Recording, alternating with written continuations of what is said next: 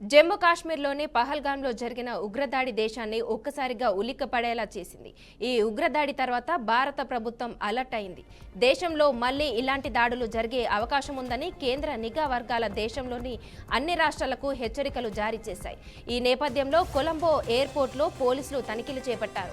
భారత నిఘా వర్గాల సమాచారంతో చెన్నై నుంచి కొలంబో వెళ్లిన విమానంలో పోలీసులు తనిఖీలు చేపట్టారు. పోలీసులు 6 అనుమానితులను అదుపులోకి తీసుకున్నారు. వీరికి పహల్గాం దాడితో సంబంధం ఉన్నట్లు పోలీసులు అనుమానిస్తున్నారు.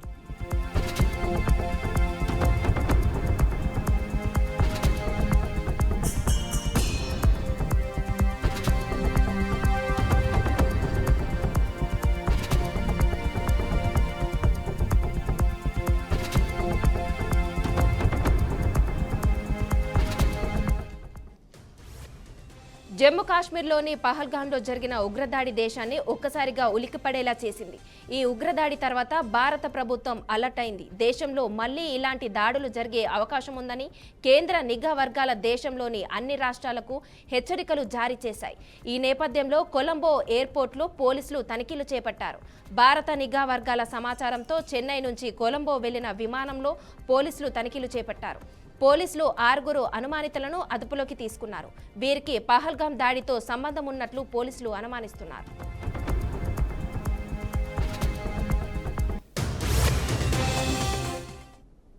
దీనికి సంబంధించి మరింత సమాచారం మా అవుట్పుట్ ఎడిటర్ వెంకట్ అందిస్తారు. వెంకట్, చెప్పండి. రైట్, సెంట్రల్ జుడిషియల్ పహల్గాం ఉగ్రదాడిలో పోలీసులు దర్యాప్తు ఒకవైపు ఎన్ఐఏ తన యొక్క దర్యాప్తును పూర్తి చేస్తూ నివేదికను ఇప్పటికే సిద్ధం చేసింది.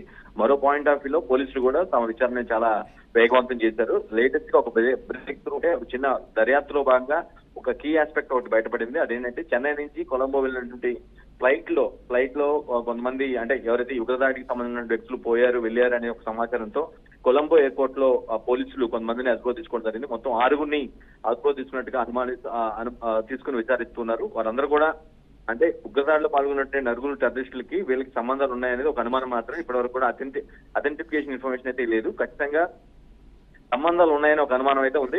ఈ పాయింట్ లోనే అంటే జనరల్ గా పోలీసులకి చాలా పెద్ద సెన్సేషన్ కేసు కాబట్టి దానికి సంబంధించి ఏ క్లూ దొరికినా సరే చాలా నిశ్చితంగా పరిశీలించి దాని మీద యాక్షన్ తీసుకుంటూ ఉంటారు కాబట్టి, సో ఈ క్రమంలోనే చెన్నై నుంచి కొలంబో వెళ్ళినటువంటి, అంటే అది ఆ రోజు వెళ్ళారా లేదా తర్వాత రోజు వెళ్ళారా అనేది పక్కన పెట్టినట్లయితే మొత్తానికైతే చెన్నై నుంచి ఇన్సిడెంట్ తర్వాత ఆ కేసుతో సంబంధం ఉన్న ఉగ్రవాదులతో సంబంధం ఉన్న వ్యక్తులు చెన్నై నుంచి కొలంబో వెళ్ళారు, అంటే శ్రీలంక వెళ్ళారనేది ఒక సోర్స్ ఇన్ఫర్మేషన్. సో ఆ నేపథ్యంలో కొలంబో ఎయిర్పోర్ట్ కి వెళ్ళిపోవటం, అంటే వాళ్ళు వెళ్ళారని తెలుసుకున్నాయి, కొలంబో ఎయిర్పోర్ట్ కి వెళ్ళిపోవటం, అట్ సేమ్ టైం అక్కడ మొత్తం ఎయిర్పోర్ట్ బయట 6 అదుపులో తీసుకున్నట్టుగా మనకు తెలుస్తుంది.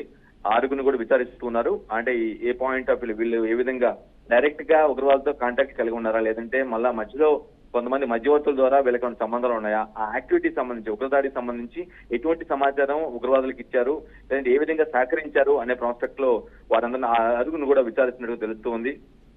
సో మనకనే సమాచారం ప్రకారం ఆ దర్యాప్తులో భాగంగానే ఇప్పుడు అంటే ఎన్నిసార్లు ఇక్కడి నుంచి అక్కడ వెళ్ళిపోయారని పక్కన పెట్టినట్టే ఇప్పుడు మాత్రం ఈ రోజు మాత్రం కొంత ముందుగా ఇన్ఫర్మేషన్ తీసుకుని కొలంబో ఎయిర్పోర్ట్ రీచ్ అయిన తర్వాత పోలీసులు అక్కడ విమానం నుంచి ఏదైతే వాళ్ళు అనుమానిస్తున్న విమానంలో దిగినటువంటి వ్యక్తులు ఎవరైతుంటారో ఆ అనుమానంలో దిగినటువంటి 6 అంటే ఆ విమానం చెన్నై నుంచి కొలంబో వచ్చినటువంటి విమానం నుంచి దిగినటువంటి 6 వ్యక్తులు మాత్రం అదుపులో తీసుకుని విచారిస్తున్నారు. సో మరింత సమాచారం, అంటే ఇది ఒక సెన్సేషనలైజ్ కేసు కాబట్టి అంత ఈజీగా మొత్తం వివరాలను బయటికి పెట్టరు, తెలుసుకొని వారిని అదుపు తీసుకొని విచారించడం ఇటువంటి జరుగుతూ ఉంటుంది. Manasa. Okay, thank you Venkat.